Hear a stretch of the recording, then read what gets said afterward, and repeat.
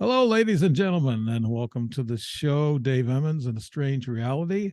And behind me, the poster that kind of tells you a little bit about what I get into is UFOs, ancient history, and also the new stuff, the AI, the robots, and that type of thing.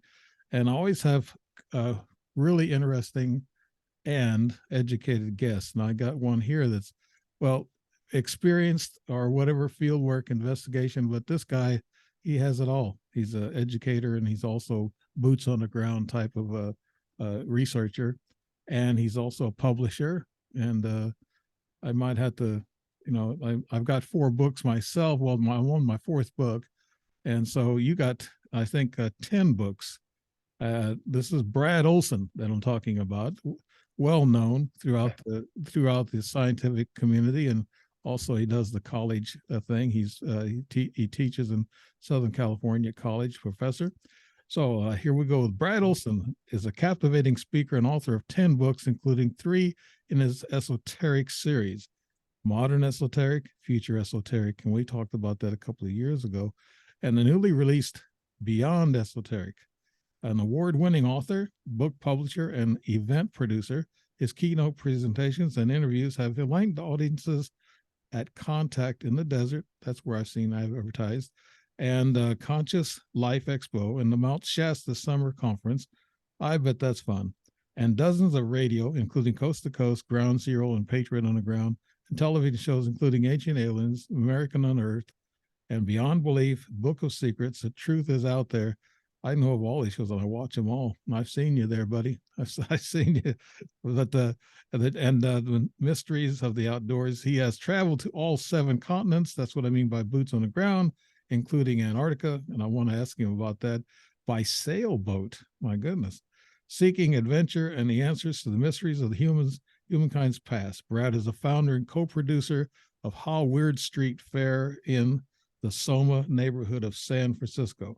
The Chicago native esoteric writing continues to reach a wide audience while he continues breaking ground in alternative journalism, public speaking, illustration, and photography. Brad Olsen, I didn't know you were an artist in illustration. That's wow. That's I need that myself. Brad Olsen is also senior fellow, Global Economy and Development Center for Universal Education. So that shows you his versatility. And he's got some book awards. He's gained the distinction of award-winning author in February 2010 when his travel guidebook, Sacred Places, North America, 108 Destinations, second edition, won the Bay Area Travel Writers Top Gold Prize Award. Kudos to you. I'm on my fourth book and I'm not even getting a pat on the back. So, Brad Olsen, what can you say? What can you add to that, buddy? Hey, Dave, good talking to you again. Thanks for having me back on.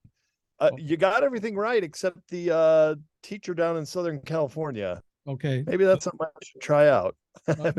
Actually, no. I think I read it on the on your resume, and I've got it here somewhere. It is here on your resume. So yeah, I've got all kinds. I get about 10. I got about 10 pages of notes on you, buddy. Well, that would be news to me because I've never been a professor in a university setting, although I have spoken to large amounts of different varied audiences, incling you college could have been, students. yes, you could have been. Could have been, yeah. Yeah. I saw the resume, and I saw that you worked with several universities, quite a few. Yeah, it's here. It says assistant professor of education, University Southern of University of California, Santa Cruz. That's 04 to 08. That's where I got that, and you were associate professor. Yeah. So that was some years back, and that was before you thought, well, I'm going to put on a good pair of boots and I'm going to go start exploring. But let's talk about. This is my second interview today, so I'm trying to get organized here, buddy. It's tough as you get older; it gets tougher. But bear with me. All right, tell us a little bit about what's been going on with you, Brad, in the just recently. I mean, let's start from the front and go maybe work our way back. Okay, well, in the last year, I bought a 10-acre ranch in Nevada, northwestern Nevada, near close to Lake Tahoe and the state capital, Carson City. So I'm getting the feel for this. Still kind of in that newlywed phase, finding the groove. Yeah. But so far so good. And just came from my afternoon swim. I get my little summer routine going on here. And I travel a lot. I'm just back from, well, a week out in the Midwest seeing my family in the Chicago area. And then I had a business trip down to Florida, which I did all the camera work for a new series called Secrets of Antarctica that is going to be coming out in about 2 months on Forbidden Knowledge TV. That's Okay. Billy Carson's firm. He was also putting on a new award ceremony for conscious people in alternative media. And I was invited to come to that and got an award myself for working on this TV show, writing the script for it, which has taken me many months. And it's really going to be good. I'm working with Melissa Tittle, the producer. She came out of Gaia, came out of Ancient Aliens. So it's going to be produced in that style. And it's 8 episodes of all the woo-woo stuff. That's what they wanted. And that's really what I'm interested in too, trying to unlock truth from fiction and what's really going on down in Antarctica, dispelling myths, but also talking about some of the amazing findings as of late, but also very old discoveries that are now being made of lost civilization, perhaps these giant craft under the ice, antediluvian civilization, and so on. I, I, So that's what I've been up to yeah, lately. yeah. I, I mean, my God, can you do anything more? But no, Yeah, I but could be a professor in Southern California. yeah. Well, well, you started professing, and then you got into the other things that the what makes the world tick. Okay, you went to Antarctica on a sailboat. You're gonna have to tell me Right. about that. What happened there? Well, I guess, all right, short story. When life gives you lemons, try to make lemonade, right? Right. The old saying goes. Yep. So I had just been no fault evicted from my rent controlled apartment in San Francisco a little over 5 years ago, and received a resettlement because it was an owner move-in. It was no fault of my own. But I'm just getting sick of renting and losing places, and you want to call it home, but it's never really your home. So that's why I wanted to buy this ranch out here in Nevada, which I did after that. Mhm. So, but 5 years ago, um, just started doing some subletting, house sitting, but also traveling quite extensively.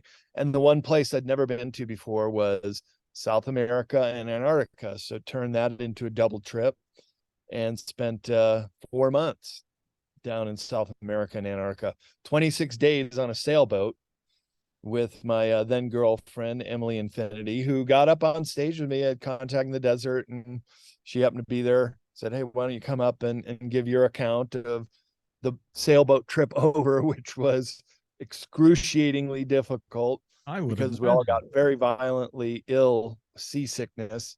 Yeah. So if you asked what was that all about, well, that was how it started. But then once we got there to the first landing, 72 hours sailing out of Ushuaia, sorry, 92 hours. So a little under 4 days it took us to get to the first drop anchor point, and then going ashore and stepping on ground after 4 days of very rough seas. Can't tell you the feeling. Right. But by then we had already got our sea legs on, and then other times on the ship did not get seasick, nor on the sailboat trip back, in which case we went right by Cape Horn, which is at the southern tip of Antarctica. And it Right. turns out it's a pyramidal shaped mountain right there at the southernmost extremity. And that's the first landmass you see coming back up to South America. But for 15 full days on the sailboat, it was a new adventure each day, going to research stations, checking out penguin colonies. The wildlife there is amazing. It really has no fear of humans. We had whales swim right under our boat. You Hmm. could go right up to seals, and they don't scurry away right away. They're just kind of as curious in seeing us as we are in them. Got a good question And, for you. Who got more sick, you or your girlfriend, on seasickness? oh, probably me.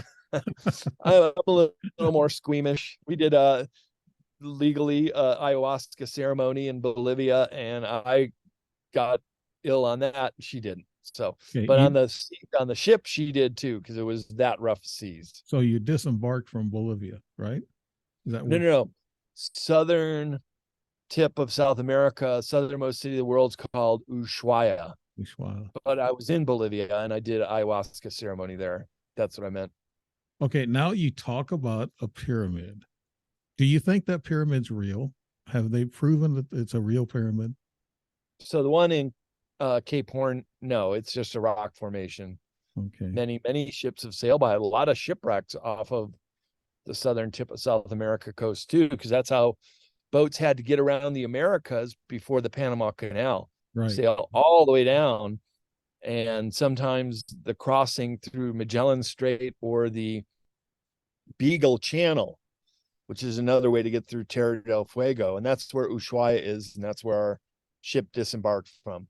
Okay. All right. Yeah. But you said there's some kind of a structure underneath the ice in Antarctica? Okay. So in Antarctica, I've identified 3 locations on the continent where there are pyramidal shaped mountains. Some are even indicated on a map, such as the one near the McMurdo Sound, just pyramid, and there it is, off in the distance, a pyramid shaped mountain or a pyramid. The one that Ancient Aliens always covers and shows when they talk about it is in the Ellsworth range, and I've located that one on GPS, and I've showed pictures of it to tour outfitters that go down to Antarctica, and they just called it a nunatak, which just means an attractive mountain poking out under the ice. And then there's a third area called Oates Land, where some more pyramids are, and that's directly south from New Zealand. So all these places, Dave, are very far distances apart. I think they definitely warrant more research, more data points connecting what they are and how they're manufactured, or maybe if they are just nunataks, to get confirmation on that.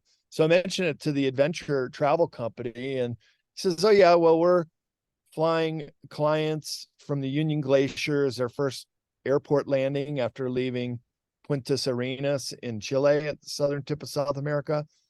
Then they fly out, and most of the clients are mountain climbers, and they want to go climb the tallest mountain in Antarctica, which is called Vinson Massif.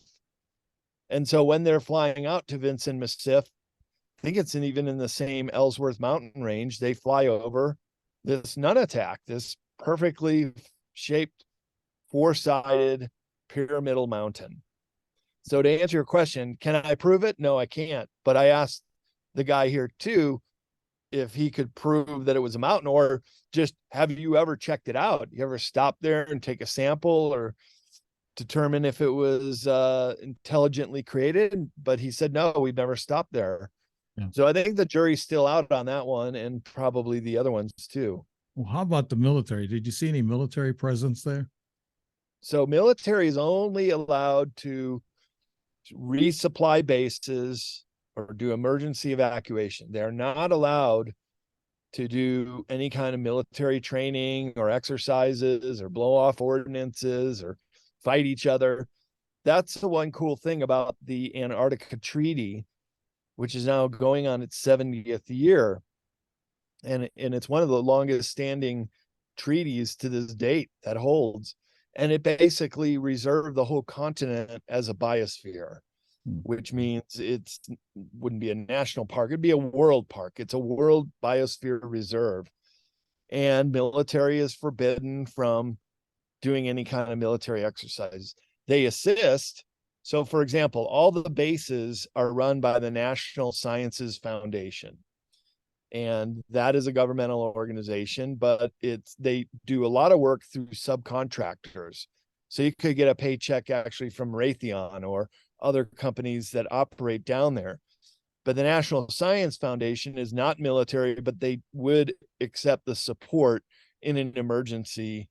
An evacuation I heard happened with military craft, and including what happened to Buzz Aldrin. He had a meltdown or some kind of physical ailment after seeing something when he tweeted, "I have seen the face of danger, the face of evil, and we're all in danger." And that tweet went up from Buzz Aldrin when he was down in Antarctica. When And was then that? shortly thereafter, he had a medical emergency and had to be medevaced out of there How in a long ago was hurry. that? How long ago was that, Brad? So that was when all the celebrities were going down there, and it was the 2016 2017 Okay. season. So just remember, the summer down there is our winter up here. So Mhm. right now they're in the deep freeze Yeah. of winter. In fact, just saw that the Vladivostok station just set a new record for coldest day on record. So this is really interesting because we hear about all the heat waves up here and the earth is boiling, and down there they had the world record cold. So I show a map in my introduction to my Antarctica presentation at conferences, which I'll be giving in Las Vegas, middle of September, 5D, the alien event. Right. And I show this Yeah. slide. Yeah, I showed this slide that was produced right before I went down there, and it was from NASA, and they're determining all the areas that were heating up very rapidly, including the Palmer Peninsula where I went, and I saw firsthand that it was absolutely true. There is massive melting going on in certain regions. Mm-hmm. Other regions on this map indicated in blue are actually getting colder, and more snowfall is coming down. So Mother Nature, in her infinite wisdom, seems to have balanced out the melting and sea level rises with more chilling and landlocking more fresh water. Right. That's why we haven't seen drastic sea level rises around the world yet.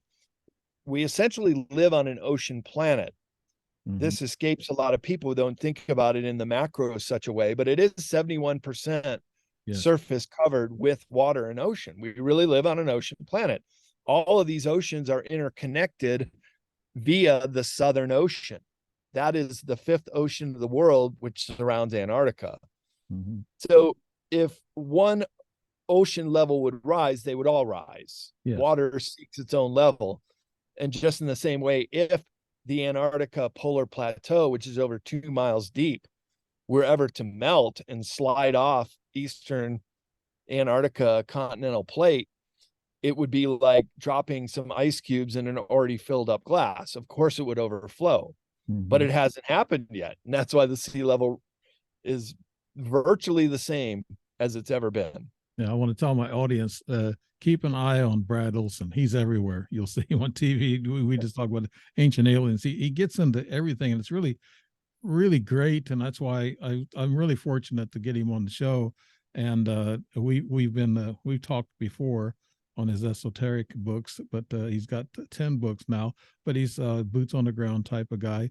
Do you know Eric Hecker? And I do, yeah. He was in Antarctica. He's been on my show. He was. And he talked. Different location though. Yeah. But he was at a secret type of location. I think what he was saying, and he said that there's something there that we all should be afraid of.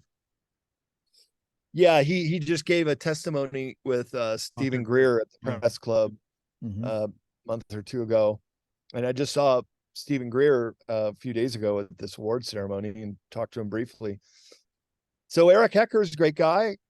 We met at a conference about a year and a half ago. I went out with him, had a few drinks, talked, got to know each other. Plus, we went up to I went to his hotel room and he showed me all this stuff that he brought back, including that map of McMurdo Sound. And I pointed out to him and go, "Look, Eric, it says right there, pyramid." It's like, "Oh my God, I've never seen that before."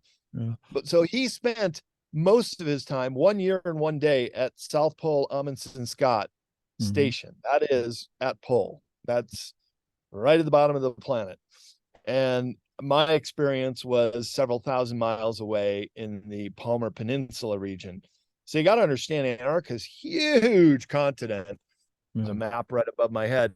Fifth largest continent on the planet, right? Yes. And so the distances are very vast to go from one end to another.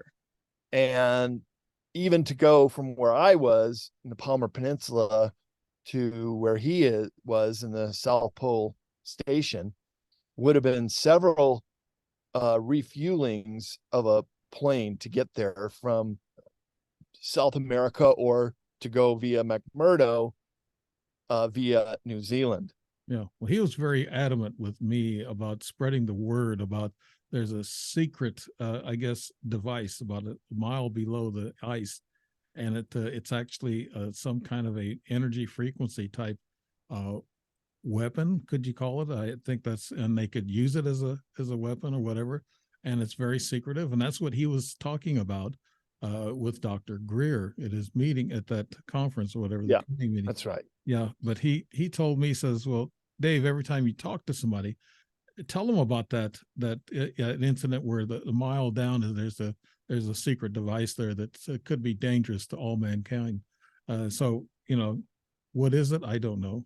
I don't know if Eric knows the total of it, but he talks about it quite a bit. So yeah, and I commend him for being a whistleblower and talking about it. He was at this research station for just a little over a year, saw a great big beam of green light going up, but mainly what he was talking about at the press club and his groundbreaking work, revealing what the ice cube and some of the other programs that are happening below the ice, what they're all about. And isn't it interesting that there is a huge no-fly zone right around there?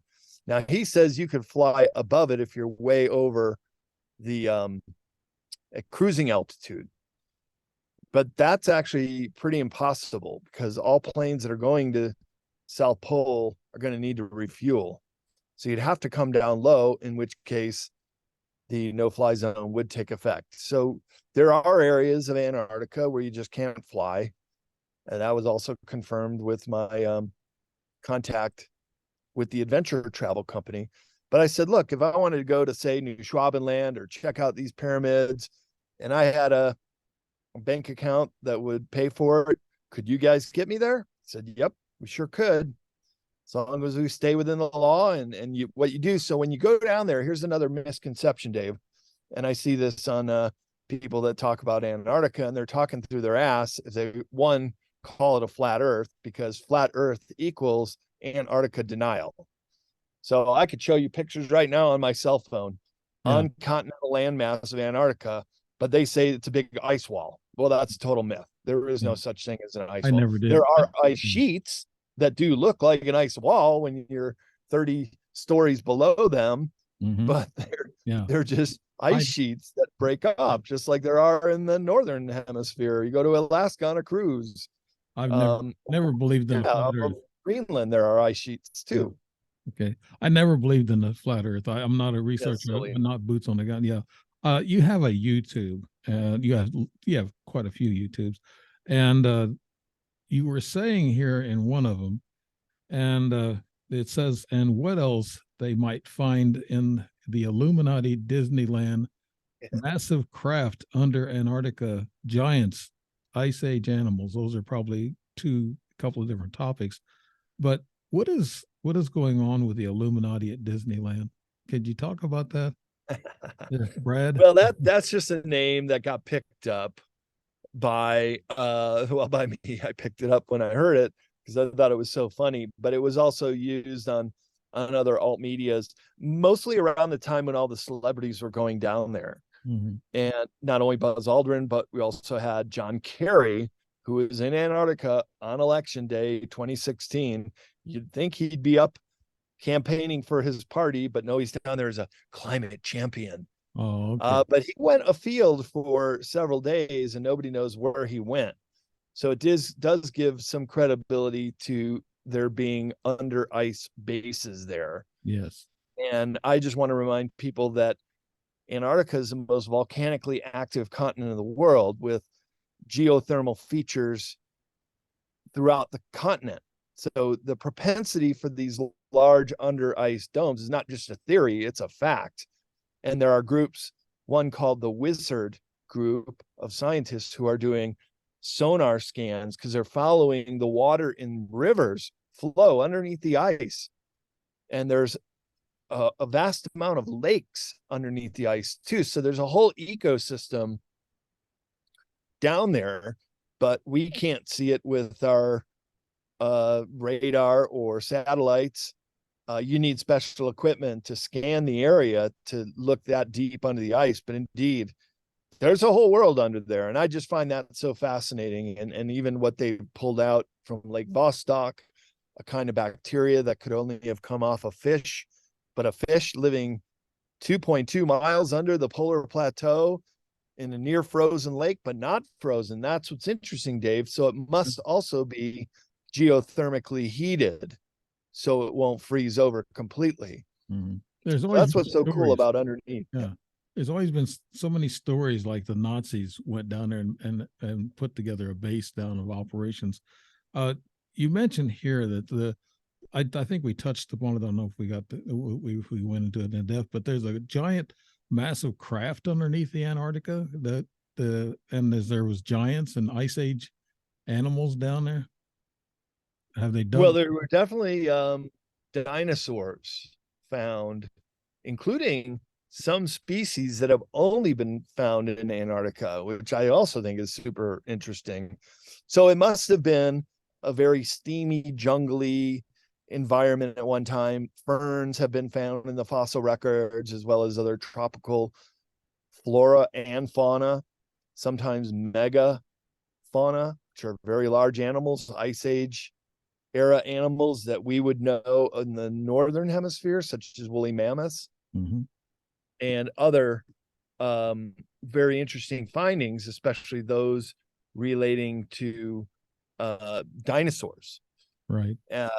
With cross species into Australia, India, and Africa, showing that Eastern Antarctica landmass was once part of Pangaea or Gondwana land. I show this in my presentation, the overlap of flora and fauna, proving that there once was a megacontinent.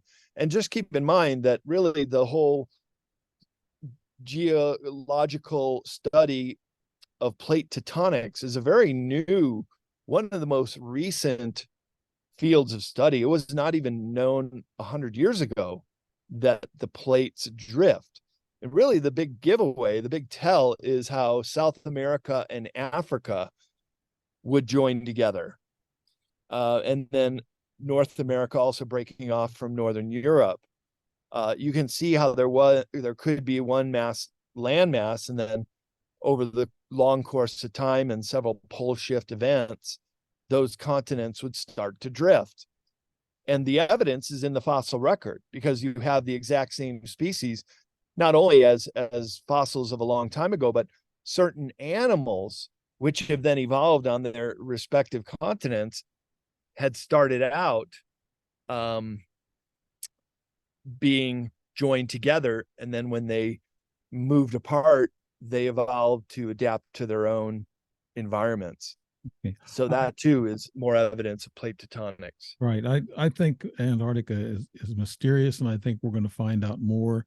And we talked about the secret bases. Now, your book, Beyond Esoteric book, you talk about advanced technology. I've heard, and I don't know if I could come out and say it, but a lot of our military, the military industrial complex, have all these weapons that are energy weapons that can actually be targeted to people, even, one person like out of a neighborhood, and they can hit that target. And they have these weapons that can mess people up and, mess up their thinking and control their thoughts. And also they can do big crowds. They can put this energy weapon on these big crowds and turn them into, I guess, angry people. Those types of weapons are like the Havana syndrome, that type of thing, microwaves. Now, is that covered? Anything covered in your book on that, Brad?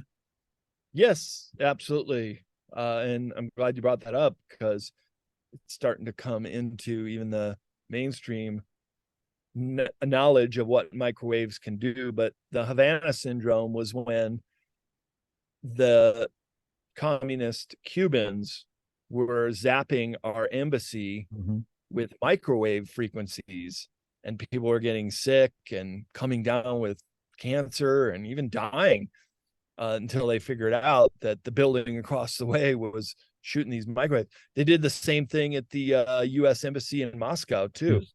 and then they called it Havana syndrome. So it's now coming forth that we are living in a soup of electromagnetic frequencies, Yeah, like especially in the cities. You're getting blasted in so many different ways that most people have no idea. It's an electromagnetic soup. It's one of the reasons why I want to get out of the cities and be out on the verge of the country, because you get a lot less of that. Yeah. And so we need to be aware of it and also mitigate the damages, because these 5G towers, they have different frequencies that they can emit. And that's another thing a lot of people aren't aware of, that if it amps up, it might be able to interact with some of the ingredients, let's just say, in the last round of injectables. And in which case it could really wreak havoc and cause a lot of pain. And we're not even having this discussion, certainly not in the mainstream anywhere. Alternative doctors such as Robert O. Young is talking about frequency weapons and what its effect would do on the body, but very few others. And why that's what so many of these subjects, Dave, it's I have to wonder, how does it fall upon my shoulder that I have to be telling people about this? Because there's just so few people that are aware what's actually happening, Right. and You're what its correct. effects could be. So in my book, Future Esoteric, or in Beyond Esoteric, which sent you a copy, I do show cell phone towers and Right. what it's doing. Yeah. So this one, a Spanish study in 2020 showed a direct correlation between outbreaks of illness and 5G towers. All 9 countries with the highest outbreaks had early 5G technology. The study's conclusion: shut 5G off. No to mandatory testing, no to forced vax, ban 5G worldwide. And then going on to describe how it could also be used to not only be part of the voice to skull technology that we've heard about with Project Bluebeam, that when they do the fake space alien invasion, another component of that is we would see the Messiah in the sky, and they would employ voice to skull technology, and you'd see the lips moving on the Messiah up in there. It's just a hologram, but then they'd be using this exotic technology to make it more believable. Voices in the head, you're schizophrenic. Right. So the technology is there. It's been developed by DARPA, not just years, but decades ago. They're holding on to this stuff, just like the 5G. When they really activate it, then we'll see the results, and unfortunately, very negative results. Yeah. I wish they would take away the 5G, because my car phone, it only worked on 2G. Now 5G, it's not compatible anymore. So that's going to cost me money to change that over. But I know about all this technology. Do you think that we've been back engineering some of this stuff from extraterrestrials, Brad? Well, yeah, I mean, this is documentable all the way back to Nazi Germany. 100 years of backward engineering, if you consider what the Germans did post World War I with the Vril women in a Bavarian hunting lodge. And my friend Frank Jacob done work together on the timelines and yellow cube technology and the looking glass. He lives down in southern Germany, and him and his girlfriend Tanya Middledorf, they went up and found the Bavarian hunting lodge. So another piece of verification that the Vril women really were there at that location, which is all boarded up now, and they don't want you to know where it's at. So they were backward engineering this tech from the Aldebaran star system people. The real women were highly telepathic, wore their hair very long. One of them was named Maria Orsich. Yes. Another was Sigrill. Yeah. And they were downloading blueprints for 0 point energy, for craft, anti-gravity craft, even motherships, even free energy. device.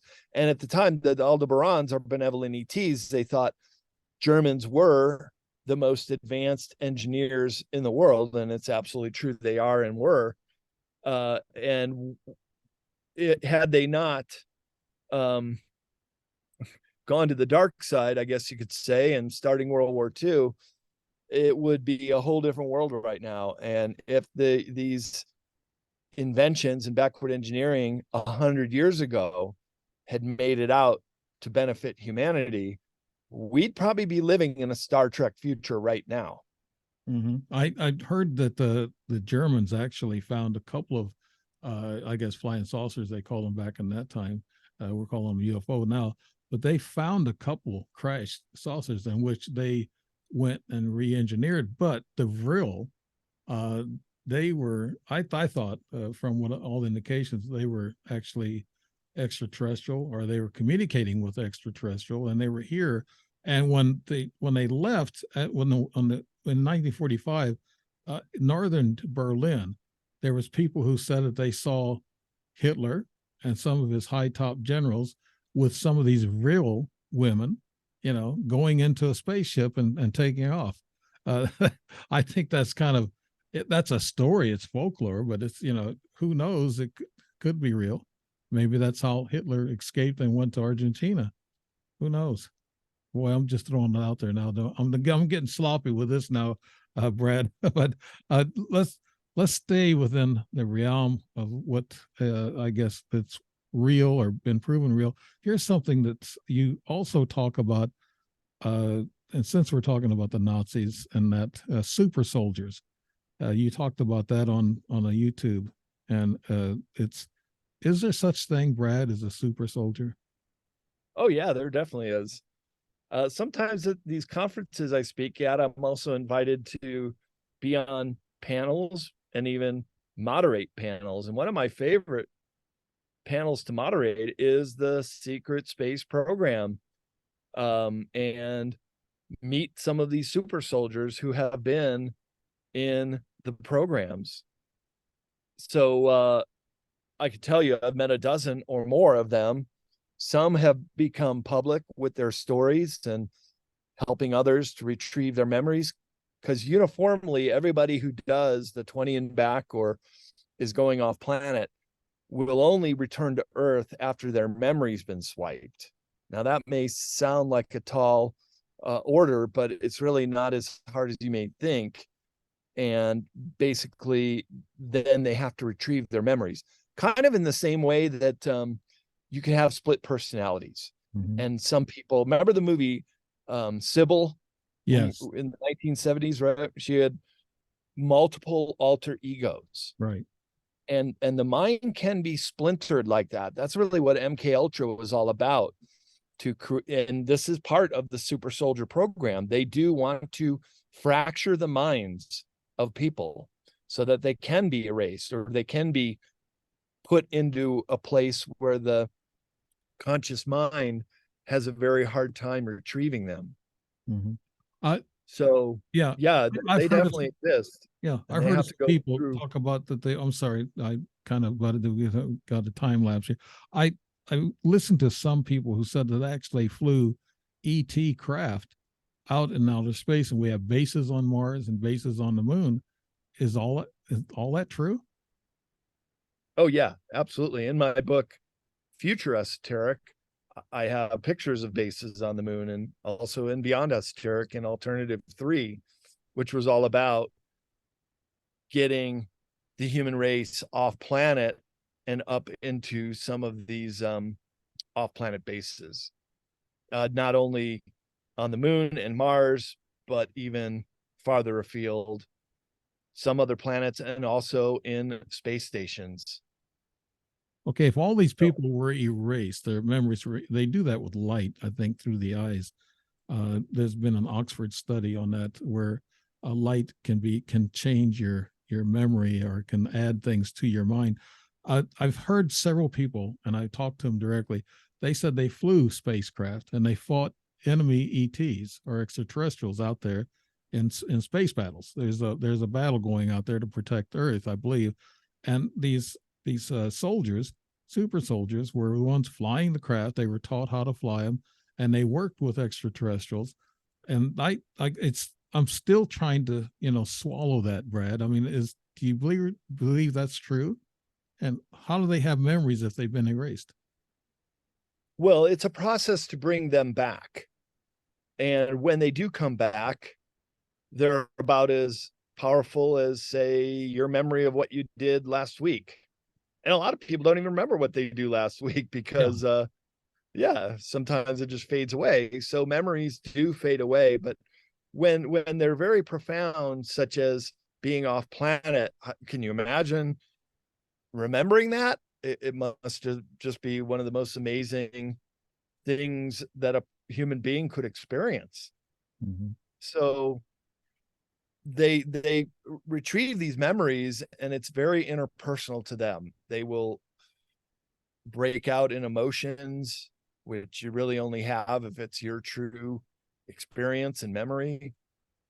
And But they will also um, have a lot of bad stuff come out that's very traumatizing, and many of them need to have a counselor or a therapist to talk about what they remembered. mm-hmm. Because with this MK Ultra style mind control and fracturing the minds, it's very traumatic, and they have to use trauma to get through. In fact, it's even called trauma-based mind control. Trauma being torture, scaring the person, keeping them up when they should be sleeping, and a lot of painful things these people have told me about. And one of my questions to them is usually, knowing what you know, and having your memories come back, and really the fantastic world you got to see that most humans never will, but having to deal with this trauma, would you do it all over again? And almost all of them said they wouldn't want to, that the trauma is more of a burden than the good memory of saying experience what it'd be like off planet. Right. My first book I wrote about my UFO experiences, and I've got a lot of regressed dreams, and very lucid regressed dreams, and I didn't need a hypnotic session to do that. So I done it about 3 o'clock in the morning in your deep sleep. It'll come to you, and you don't have to make any notes with it because you remember every little detail. That's one of the things I guess my contacts have been fairly not hurting. They've been spiritual. I've gained, some knowledge from my contacts with the UFOs and that type of thing, seeing 6 of them up close. So but I'm curious about these super soldiers and about the energy weapons we just talked about. Those things are kind of like, wow, I want to know more about that. Is that really all true? I mean, is the military industrial complex, like Eisenhower said, that's the one group that we need to be afraid of in 1960 when he made his speech. He said that's the group that everybody needs to be cautious about. So I know getting into a lot of this stuff I don't want to do because you become a TI, a targeted individual, and that Yeah, means you're out there talking stuff they don't want you to talk about. So correct. yeah, what do you know about that, Brad? I mean, there's certain Oh, I'm a imagine, TI. yeah, I've been look, Dave, I used to do, here's a collection of some of my books, yeah, these sacred places and travel guidebooks mm-hmm, for many years. It wasn't until I changed platform and moved over to these esoteric subjects did I become on somebody's radar. And I've been messed with in many different ways. So absolutely you get targeted for talking out about these things. I've never been depressed a day in my life. So it takes a lot to get under my skin, but I'll tell you, they'll do what they can and mess with you in very subtle ways too. yeah, And they can mess with our computers and read what you got, spy on us. And that's right, why I always put something over my camera, because these are devices that are incredibly uh devious, spy controlled devices if you let them be. yeah. I know And I know I've just the been world we tapped. live in. Yeah, I Yeah. know I've been tapped because of my not particularly because of my experiences, but of the people that I talk to and meet with. There are always these agencies, and whoever they are, I don't want to call them out. I don't know who exactly they would be. There's so many of them, but whoever they are, they don't want you to know more than they do, and Right. that's the fact. But I think they know a lot more than we give them credit for. I think the military knows quite a bit about what's going on with UFOs, disclosure. What about disclosure? Have you worked with the Yeah. disclosure projects, Brad? Well, sure. And I was just at these award Yeah. ceremonies and talk to everybody really that's anybody in this disclosure field, because I go to so many conferences and then get invited to backstage award ceremonies where Dr. Greer, Robert Grant, Mhm. Robert Schock,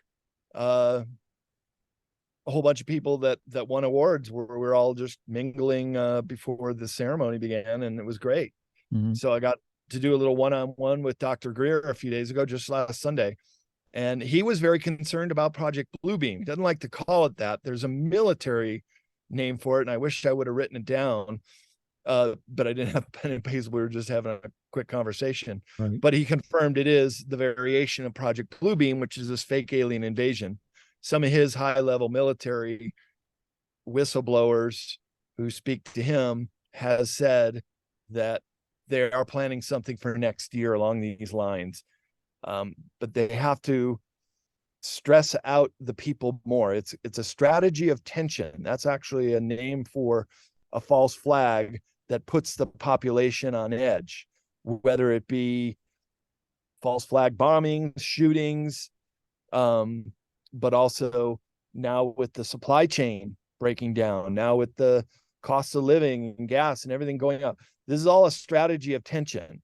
And then Yes. if they were to hit us with, say, an EMP attack and the power went down, food stores would go empty and be looted within a day, that would really freak people out. So if we're in that vulnerable and even susceptible stage that we need some kind of savior, then they're going to roll out Bluebeam. And you can see the opening salvos already happening. Yeah. So all this disclosure, you brought that up. Yeah, why now? Well, we had Roswell 75 years ago. Why didn't we start the conversation? It started, it was on the Roswell Daily Record headlines, but I like Philip Corso's book, The Day After Roswell, when the cover-up began. So why now? Why all of a sudden is Lester Holt getting on NBC Nightly News and talking about a mothership in our solar system and then not talking about it anymore? To me, this is the biggest news story in the history of news stories. Right. So how come it's just a one and done? Mm-hmm. To me, it's predictive programming that they're getting it instilled in our minds, and they want us to start thinking aliens are here. They're in our solar system. The Pentagon and Lester Holt said so. do you then pull off something like that, and do you we'll think be ready for it. There's elites and billionaires and these secret organizations, big banks, Vanguard and BlackRock, and all of these that are so rich that they can pay their way to try to get the new world order in place? And I had a newspaper article sent to me by a reporter, and she wanted me to answer it. There was a group of statisticians at a New Jersey casino, and they said that within the next 3 or 4 months, and this was about a month and a half ago, they said next 3 or 4 months we're going to be attacked by aliens, by ETs. And they asked me to make a comment about that, and I did. I said, look, it's more likely going to be a false flag. The ETs aren't going to attack us. I said, we are their children. Actually, we're a test tube children, I guess you can call it, but they're not going to attack us. It's more like the New World Order putting together a false flag situation. Exactly. ETs. Yep. So, I said only God knows our end, really. Right. But exactly. Yeah, I'm glad you brought up that false flag. That was I just, like I said, I just commented on that newspaper article that I finished out. But you were saying we are on the verge of a planetary shift. Have you ever had the feeling that everything you thought you knew was a lie? History is not. It's not. I've been saying this all along on most all my shows, that history is not what we think it is. Everything from history, science, government, banking, money, law, economics, farming, energy production, water treatment, all this stuff, health, realizing the beneficial information in all these areas has been suppressed and revised in order to keep us enslaved and dependent upon corrupt debt-based system. That kind of goes in line with the New World Order and the false flag, right? Right, Brad? Very much in line. Yeah. Absolutely. And this is what they said they would have to do to initiate the New World Order full global domination agenda. That they would have to have a shock event that was global. Look, if they could do it with the scamdemic, they can do it with these holograms and exotic technology, voice to skull, and get us to beg the global elite Yeah. for food, for resources. Okay, we'll use your CBDC Fed Now coin. Sure, anything, please just allow my family to eat tonight. Yeah. People would be that desperate, then they would initiate full domination in the worst form of neo-fascism you can ever imagine. And the whole section of the first section of this book, that's all these tabs, is the neo-fascist agenda that is taking place. And not toot my own horn here, but I'm just saying a lot of this stuff is coming true, much to my dismay. And Yeah. And it's just very sad that it's come to that. I'm a patriotic person. I'm a combat veteran, and I believe that that this country is really going to hell, really in a way. And it's you. I think you mentioned it here in your book in one of these excerpts. We are at the point of planetary shift. We feel it, a tipping point. The low vibration of evil seems to be increasing. That's a good comment, and that's what I think a lot of people are seeing. But in actuality, higher vibration of light is increasing as much faster pace. What do you mean by that, Brad, in your book? Well, just consider that 100 some years ago, we were still a horse and buggy society. Right. We went from the Wright brothers airplane first flight in Kitty Hawk, North Carolina, to the first moon landing in, what was it, 75 years? Mm-hmm. Incredible short amount of time. So things are speeding up. And then when you consider also now in the age of the internet, now artificial intelligence, synthetic biology, these things are moving at a very rapid pace. And we just need to be very aware of these changes and how quickly this technology could start becoming very integrated in our lives, whether we know it or not. Yeah, So it's a timely book that you have there. Do you have a conclusion, or are there answers to any of this? Can we do anything to change this, Brad? Oh, I'm a positive person. I want to see know change. Huh. I know that the revolution is consciousness. This is all about waking people up to see this false matrix that has been festooned upon the human race. And really, the only way we win this is with enough people understanding this situation we find ourselves in. Mm-hmm. I get so I can't even watch the news hardly anymore. Ugh, it's terrible. It's lawlessness and all this other stuff that's going on. I guess we can kind of finish up on. I want to talk about what is this cold plasma and how could it have been used for shaping the megalithic stones? And I'm getting dry lips. So how could it be used in shaping stones? I think a lot of the South American stonework was really smooth and it all melded together. Is that what you're talking about, using that plasma energy, Brad? Yes, in this context, correct. The cold plasma technology, which Nassim Haramein is working on in a laboratory and doing some experiments, is about the ability to take solid objects such as granite and making it a different form of matter. So softening the stone. And that is the new interpretation of how the ancients were able to lay these incredible megaliths with such precision and these angles that looks like they had melted or formed into place, because it's so difficult to create that using even our modern machinery. So I think this is one of those lost technologies that's only now being rediscovered. Also, auditive levitation was another one. I speak about this at some of the conferences, and of course in my esoteric series of books. Just imagine how a opera singer can shatter a wine glass with her voice. So auditory waves can affect matter. So you scale that up and you match the resonant frequency of every piece of matter, even living organisms, and you can render them weightless. And that's another secret of how these massive megaliths were constructed. Yeah, it's just like that. What's that guy's name? And he made Coral Castle. Yeah. Little guy is only about 5'1". Yeah. Ed Lee Scallion. Ed Lee Scallion. Yeah, yeah. He did that, and he said he knew the secrets of the pyramids, and Yeah. he let nobody watching. He'd load a truck even, and when he had to move all of those coral rock, he had to move them by himself, and he put it on the truck. Told the truck driver when to come back and pick up the load. And he said he'd come back and he saw all those huge, stones on the back of his flatbed. And then he took them to the new location.